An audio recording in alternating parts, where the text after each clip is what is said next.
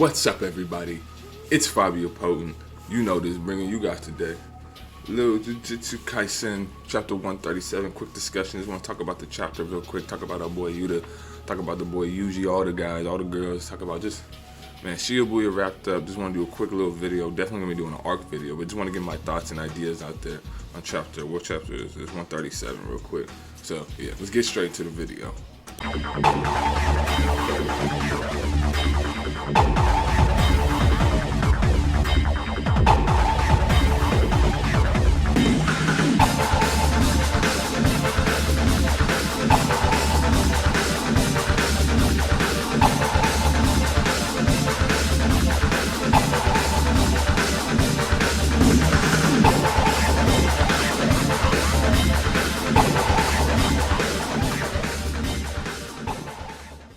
Alright, chapter 137 came out, and what we get is the falling of it all.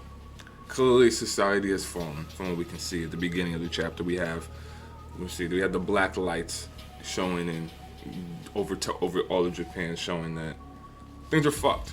The curses are known. I believe the government has decided that they can't hold back this any longer. They're gonna go public. The government's in disarray. They have no idea what to do. And the government seems to be at their wits' end. They have no idea what to do. They don't know whether to ask for outside help. They don't know whether to just cap and lie. I believe they said they might decide to just lie and say that they're only in Tokyo. So Tokyo might be the only place to actually get the brute punishment of it all. Very interested to see what happens with this, because one man says that, he says, during a power vacuum at this scale, foreign military intervention is a possibility. They're bringing up many things. A lot of things could happen. There was a lot of dialogue in the beginning of this chapter regarding the government side of things. And I think this is more of a trying to world build.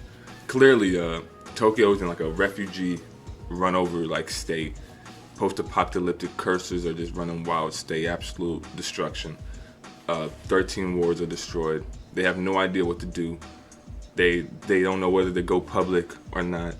It's just absolute madness. And I said it before that, I think I said in my last video that regardless of how we felt about Shibuya, we could all agree that Jujutsu Kaisen would never be the same.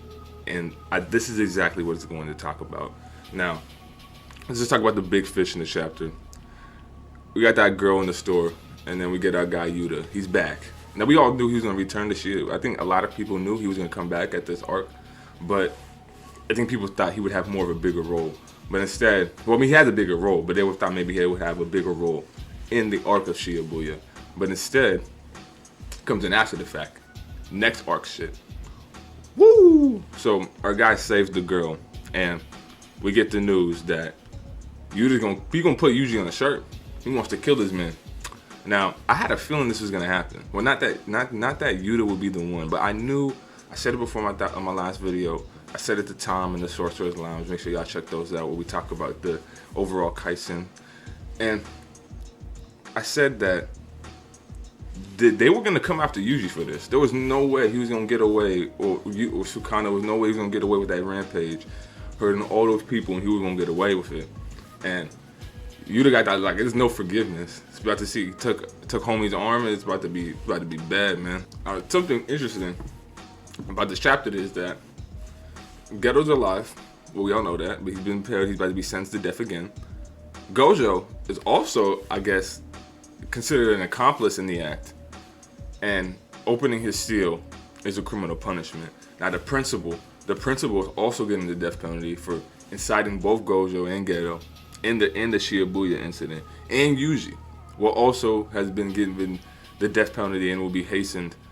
It will be quickly and fast as possible. And Yuta has been appointed executioner. Now, this is going to be pretty interesting because we have characters that really like Yuji, and we have characters that really like Yuya, like Maki, like Panda, like all the boys over there. And then we have but we have characters that don't really know him yet. So it's going to be very interesting because why would Yuta care about this dude? And it's going to end what Yuji's mental space now. Does he even want to live? Does he? Kind of has to, because who's going to stop this shit? But does he even want to live after everything that he saw, after everything that he's done? everything that's cog, because he lays it on his own shoulders, and he sees himself nothing as a cog in the grand scheme of things. I'm not even sure how he really sees himself anymore, and I'm a little worried about that. So it's going to be very interesting to see what happens in this whole Yuji, I guess, execution arc, because that's the next arc we're going to. I don't think it will be too long. It will probably be like a little transition arc into something else. I thought we were going to get something more lighthearted after Shibuya. I guess not. We're in for more pain. It is what it is. But yeah, just wanted to talk about that shit real quick, get my thoughts, my ideas out there. But what do you guys think about chapter 137? What's the future hold, man? What is Yuta about to do? Yuji's not done. Clearly he's not done. That'd be no. That Nobar is probably still alive. What's Megumi gonna do in all this? There's a lot of interesting plays in this Yuji execution arc. So could they go rogue? Well, if Megumi and Nobar are alright, will they go rogue? Will they try to maybe escape with Yuji? A lot of things to see.